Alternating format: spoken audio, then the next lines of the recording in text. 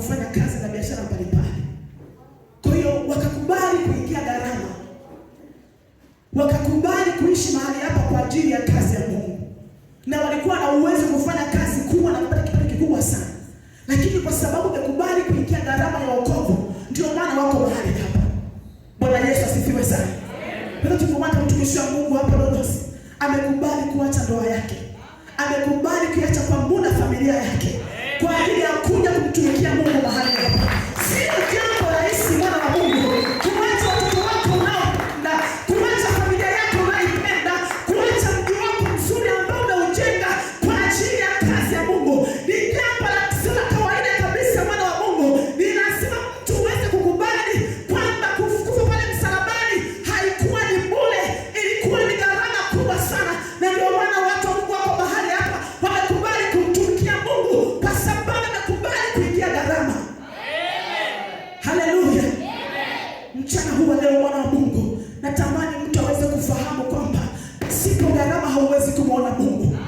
Kuna baadhi ya tabia wako mahali hapa, kuna baadhi ya tabia ambazo mtu unatembea nayo, kuna baadhi ya asili mtu unatembea nayo, kuna baadhi ya hali mtu unatembea nayo. Wakati tayari umeshakuokoka, wakati umeshamkubali Yesu Kristo na kumfanya Bwana katika maisha yako, kuna watu tabia za zamani wanashinda kuacha, wanashinda kuvua mtu wa kale waweze kuvisha mtu mpya, kwa sababu umekataa kubeba gharama hiyo. Hiyo gharama leo ikubali katika jina la Yesu. Hauwezi ukakubali ukakataa gharama alafu nasema nataka umuone Mungu. Haleluya. Hauwezi ukasema ya kwamba uweze kupata faida mahali ambapo haujapanda. Popote pale ambapo unataka faida, lazima ukubali gharama kwanza, ndipo uweze kuhesabu faida. Kanisa la sasa linatamani lione faida ya wokovu, linatamani lione faida ya maisha yao, linatamani lione faida ya kumtumikia Mungu, lakini kuna baadhi ya sehemu watu wamekataa kuingia gharama kwa ajili ya Mungu. Haleluya. Bwana Yesu tusaidie sana. Natamani leo upone katika jina la Yesu Kristo. Kama kuna mahali, kama unaona kuna sehemu umekubali kumtumikia Mungu, basi zamisha hapo uweza wako na fahamu zako zote ili upate kumtumikia Jehova. Haleluya. Wokovu ni zawadi ya bure kutoka kwa Mungu, lakini haikuwa bure kumpata Mungu. Haleluya. Nasema hivi, wokovu ni zawadi ya bure kutoka kwa Mungu wetu, lakini haukuwa wa bure kumpata Yesu Kristo au kumpata kwenye maisha yako. Kuna mtu alikubali kuingia gharama ndio ukamwona Mungu kwenye maisha yako. Kuna mtu alikubali gharama kwenye maisha yake. Kuna mtu alikubali kupata maumivu kwenye maisha yake ili wewe upate kumwona Mungu. Bwana Yesu asifiwe sana. Pili tukaona kanisa letu leo, baba yetu yuko mahali hapa, amekubali kuingia gharama kwa ajili ya kazi ya Mungu. Ina maana fedha ambayo anabisha kwa ajili ya kazi ya Mungu, angekuwa na uwezo kufanya jambo lolote katika maisha yake. Hata sisi familia tukaenda kustarehe, tukaenda sehemu mbalimbali kwenda kutembea, hata nchi sasa tungeweza kwenda, lakini kwa sababu amekubali kuingia gharama kwa ajili ya kazi ya Mungu, amekubali maumivu, amekubali mateso, amekubali dhiki, amekubali haya yote ili aweze kuingia gharama, ili aweze kumpata Mungu. Leo tuko mahali hapo kwa sababu kuna mtu aliingia gharama. Kuna mtu aliomba na akafunga, wengine hata siku 3 kavu, wengine masaa 24. Wamekubali kufunga kwa ajili ya wewe ili uweze kumpokea Yesu Kristo. Lakini unapokea Yesu Kristo, kanisa la sasa limekuwa ni kanisa ambalo linataka lenyewe liweze kupata faida pasipo kupanda, pasipo kuingia gharama, pasipo kupata maumivu. Nataka nikwambie kwamba katikati ya mchana wa leo, kubali hayo maumivu, kubali hiyo hasara, kubali hayo mateso, kubali hiyo shida ili uweze kuingia gharama katika wokovu wako. Watu wengi hutaka faida ya wokovu bila kuelewa gharama yake. Bwana Yesu asifiwe sana. Watu wengi hutaka faida ya wokovu bila kuelewa gharama yake. Wewe uliyekaa mahali hapa siku ya leo, unataka faida ya wokovu, kubali kuingia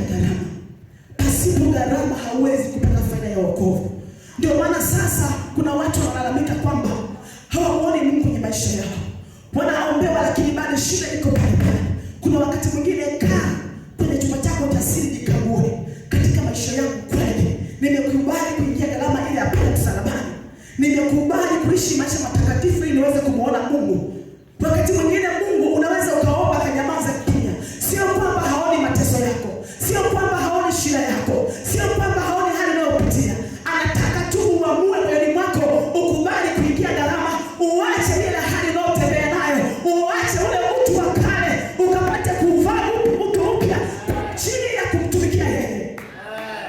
Haleluya! Kama unaandika pamoja kwa herufi kubwa na pamoja kwa herufi kubwa, wokovu ulimgharimu Mungu mwanae. Wokovu ulimgharimu Mungu mwanae. Ili sisi tupate wokovu, Mungu ilimgharimu kumtoa Yesu Kristo pale msalabani ili atupate sisi, ili sisi tuweze kuishi maisha ya amani, ili tuweze kukombolewa. Alikubali kumtoa Yesu Kristo mwanae aliyempenda sana. Haleluya! Tusome kile kitabu cha Yohana 3 na ule mstari wa 16.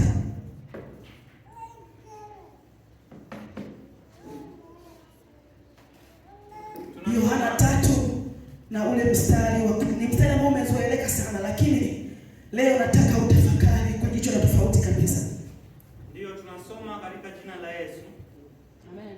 Kwa maana jinsi hii Mungu aliupenda ulimwengu hata akamtoa mwanawe wa pekee, ili kila mtu amwaminie asipotee bali awe na uzima wa milele. Amen. Amen. Bwana Yesu asifiwe. Nimesema namba moja, andika wokovu ulimgharimu Mungu mwanae. Tunaweza kuona katika mstari huu anasema Mungu aliupenda ulimwengu. Cha kwanza, aliupenda ulimwengu. Anasema hata akamtoa mwana pekee afe msalabani kwa ajili ya maisha yetu. Ina maana hiyo ni gharama ambayo Mungu alizamisha, akamtoa mwanae pekee ili kwa ajili ya maisha yetu, ili atufie pale msalabani ili tuweze kumwona Mungu. Kwa hiyo alimtoa mwanae pekee. Alimtoa mwanae pekee ili kila amwaminie asipotee. Kwa tambua ya kwamba wewe uliye mahali hapa, kuna mtu alikubali kuingia gharama ili wewe usipotee, ili usiishi maisha ya dhambi, ili usiishi maisha ya kuteseka, ili usiishi maisha ambayo huwezi kumwona Mungu. Alikubali yeye Mungu kumtoa mwanae pekee ili afe msalabani kwa ajili ya maisha yetu. Bwana Yesu asifiwe sana. Amen. Kama unaandika, andika namba A. Namba A, Mungu hakutoa fedha wala malaika, bali alimtoa Yesu Kristo. Mungu hakutoa fedha wala malaika, bali alimtoa Yesu Kristo. Bwana Yesu asifiwe sana. Biblia inasema ya kwamba fedha na dhahabu ni mali yake Yesu Kristo. Kama ni mali yake yeye mwenyewe, kama ingekuwa sio gharama sisi kupata wokovu, angekubali kununua kwa fedha, angetununua hata kwa dhahabu ili aweze kutupata sisi. Lakini kwa sababu aliona sisi ni watu wa thamani sana, sisi ni watu ambao tunatakiwa tupokee wokovu, haikuwa rahisi. Hakuweza kutununua kwa fedha wala kwa dhahabu, alikubali kumwaga damu pale msalabani ili tuweze kuupata huo wokovu. Haleluya kanisa. Kwa hiyo Mungu hakutoa fedha wala malaika, bali alimtoa Yesu Kristo. Hii kumaanisha ya kwamba aliona ni jambo la thamani sana kutukomboa sisi. Aliona ni jambo la muhimu sana kutukomboa sisi. Namba B, andika Yesu aliacha utukufu wa mbinguni akavaa mwili wa kibinadamu. Tunaona Yesu Kristo mwenyewe wakati amekubali kuingia gharama kwenye maisha yetu, anasema Yesu aliacha utukufu wake mbinguni akavaa mwili wa kibinadamu, akashuka ili apate kutukomboa sisi, kuacha kiti cha enzi na mamlaka yote. Wazee 24 na maserafi wanainama masaa 24 wanasema mtakatifu, wewe ni mtakatifu. Akakubali kuacha hiyo heshima, akakubali kuacha huo utukufu, akashuka mbinguni ili aweze kutupata mimi na wewe. Haikuwa jambo rahisi, ilikuwa ni gharama ili Mungu aweze kutupata mimi na wewe. Haleluya. Andika namba C, alidharauliwa, akateswa, akapigwa akasulubiwa, alidharauliwa, akateswa, akapigwa na hatimaye akasulubiwa. Hii yote inaeleza kwa sababu sisi ni wa thamani machoni pa Mungu.